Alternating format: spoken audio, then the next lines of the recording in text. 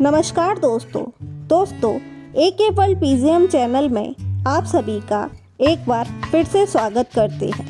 दोस्तों, आज हम सफलता की एक ऐसी कहानी लेकर आए हैं जो कहानी किसी भी जादू से कम नहीं लगेगी आपको। यह कहानी सुनकर आप बिल्कुल तरोताज़ा महसूस करने लगेंगे और आप अपने कार्य के प्रति और भी ज़्यादा जागरूक हो जाएंगे। दोस्तों से लिया 5 लाख का कर्ज और बना दी 1000 करोड़ की कंपनी। किसी भी मैजिक से कम नहीं है नितिन सेठ की ये कामयाबी। अगर सही लक्ष्य बनाकर मेहनत और लगन से जुट जाया जाए तो कोई भी मंजिल दूर नहीं। ऐसा ही कुछ कर दिखाया है SMS मैजिक के फाउंडर नितिन सेठ ने। नितिन ने दोस्तों रिश्तेदारों से 5 लाख रुपए उधार लेकर बिजनेस की नींव रखी, जो आज देश विदेश में सफल कारोबार कर रहा है। दोस्तों, कहते हैं कि अगर दिल में कुछ कर गुजरने का जज्बा हो तो कामयाबी खुद ही आपके कदम चूमती है। जिन्हें इन शब्दों पर भरोसा नहीं, वे नितिन सेठ की यह कहानी जरूर पढ़ें। मिडिल क्लास फैमिली से निकलकर एक कामयाब एंटरप्रेन्योर बनने तक का उनका सफ़र किसी भी मैजिक से कम नहीं है। इस पूरे सफ़र में वैसे तो नितिन को कई लोगों का साथ मिला, लेकिन उनकी कामयाबी का एक ही मूल मंत्र रहा है, छोटे छोटे लक्ष्य बनाकर आगे बढ़ते जाओ। ऐसे ही छोटे छोटे कदमों से बढ़ते हुए आज नितिन की कामयाबी 1000 करोड़ से भी अधिक कंपनियों में बदल चुकी है। नितिन सेठ एक मध्य वर्गीय परिवार से आने वाले बहुत ही साधारण युवक थे।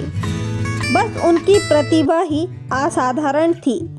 पिता मेडिकल रिप्रेजेंटेटिव यानी MR थे और माँ घर के कामकाज में लगी रहती थी। बचपन से ही पढ़ने में वे मेधावी रहे हैं। नितिन ने IIT की परीक्षा पास करके बॉम्बे में एडमिशन लिया और ग्रेजुएशन पूरा हुआ भी नहीं कि उनका कैंपस सिलेक्शन हो गया। हर युवा का सपना होता है कि IIT से पढ़ाई करके अच्छी जॉब की जाए। नितिन का यह सपना तो शुरुआत में ही पूरा हो गया, लेकिन उनके मन में कुछ और ही कर गुजरने की ललक जाग उठी।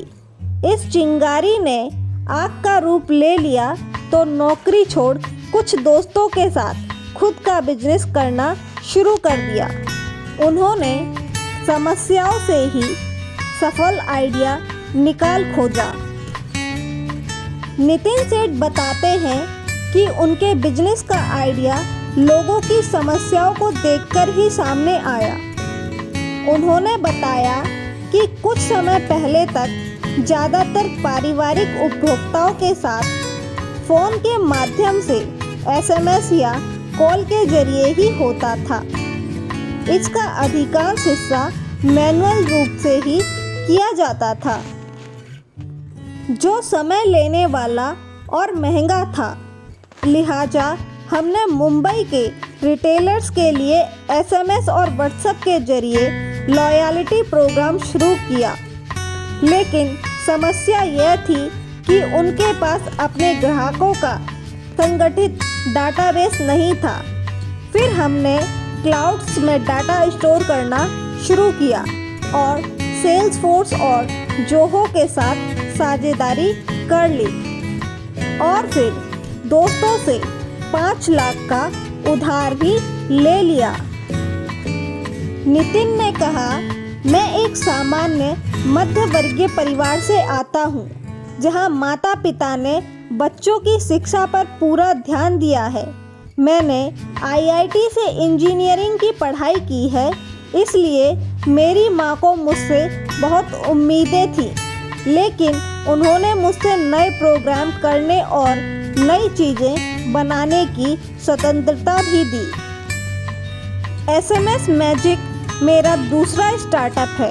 इससे पहले मैंने मुंबई में अपने IIT बॉम्बे के सहयोगियों के साथ एक और स्टार्टअप में काम किया था, जहां हम एयरटेल और अन्य कैरियर्स के साथ साझेदारी में कैरियर टेक पर लोकेशन आधारित सेवाएं बना रहे थे, पर ग्राहकों से बातचीत कर बनाया एक नया मैजिक प्रोडक्ट।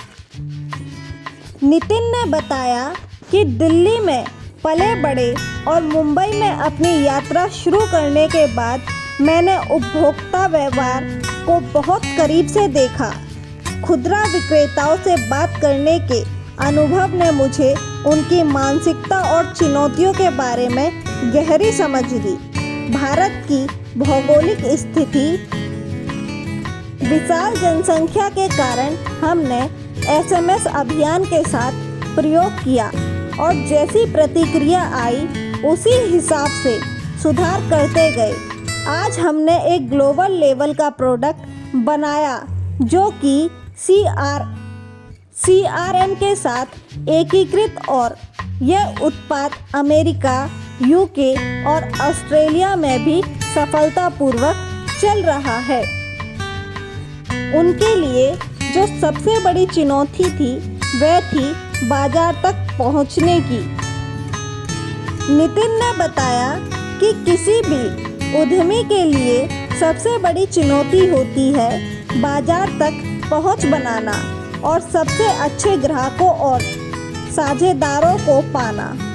हमें अपने उत्पादों और विश्वसनीयता को साबित करने में समय लगा, लेकिन मुंबई एक बहुत ही खुला बाजार है और हमें अपने विचारों को आजमाने के लिए कई ग्राहकों तक अच्छी पहुंच मिली।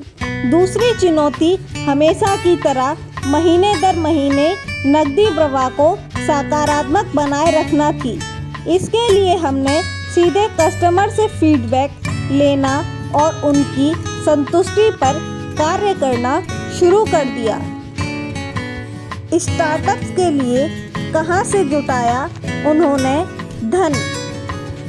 नितिन का कहना है कि किसी भी आइडिया को बिजनेस का रूप देने के लिए फंड्स की ज़रूरत होती है। मैंने अपने दोस्तों और परिवार से लगभग 5 लाख रुपए जुटाए, जिससे मुझे SMS आधारित लॉयल्टी प्रोग्राम का पहला प्रोटोटाइप बनाने में मदद मिली। हम हमेशा अपने संसाधनों पर निर्भर रहते हैं और धीरे धीरे बढ़ते रहे हैं, इसलिए हमने वास्तव में कभी निवेशकों से धन नहीं जुटाया। हमें पहली आर्थिक मदद बैंक से कर्ज के रूप में मिली, जिसके बाद हमने पीछे मुड़कर नहीं देखा। कैसे काम करता है यह स्टार्टअप? नितिन सेठ का कहना है कि SMS मैजिक का हमारा नया ब्रांड और उत्पाद कन्वर्सिव सेवा प्रदाताओं जैसे डॉक्टर, शिक्षक, संस्थान और वित्तीय कंपनियों के लिए संवादात्मक मैसेजिंग को सशक्त बनाता है। यह सेवा प्रदाता अपने उपभोक्ताओं के साथ जीवन चक्र के विभिन्न चरणों में, जैसे पूछताछ से लेकर प्रवेश और पोस्ट स्पोर्ट तक सीधे संवाद कर सकते हैं। हम इस संचार को SMS, ईमेल, RCS, व्हाट्सएप और अब वॉइस व्हाट्स जैसे सबसे अधिक उपयोग किए जाने वाले चैनलों के जरिए भी उपलब्ध कराते हैं। इसके अलावा हमारा प्रोडक्ट डॉक्टर अपॉइंटमेंट, रिमाइंडर और लोन एप्लीकेशन जैसी सुविधाएं भी देने लगा है। 10 सालों में 1000 करोड़ की कंपनी बना दी उन्होंने। नितिन सेठ ने बताया कि उन्होंने अपने दोस्तों के सहयोग से 10 साल पहले जो सफ़र शुरू किया था, आज 1000 करोड़ रुपए के कारोबार में बदल चुका है। हमने अमेरिकी बाजार में एक मजबूत उपस्थिति बनाई है और अब इन बाजारों में और गहराई से प्रवेश करना चाहते हैं। हमारा लक्ष्य है कि AI सक्षम बातचीत के जरिए ग्राहकों का अनुभव बढ़ाएं। हमारे प्रोडक्ट की मदद से एक डॉक्टर SMS, व्हाट्सएप, वॉइस और ईमेल चैनलों पर बिना अधिक स्टाफ और सहायकों के मरीजों की सेवा कर सकेगा। मरीज भी किसी भी समय डॉक्टर तक पहुंच सकते हैं। तो दोस्तों, यह थी नितिन सेठ की सफलता की कहानी। दोस्तों, अगर आपको यह कहानी पसंद आई हो तो कृपया इस वीडियो को लाइक करना ना भूलें। साथ ही इसे अपने दोस्तों के साथ साझा अवश्य करें ताकि वह भी नितिन सेठ की तरह एक कामयाब इंसान बन सके। धन्यवाद दोस्तों, और हमारे चैनल को सब्सक्राइब भी अवश्य कर लें।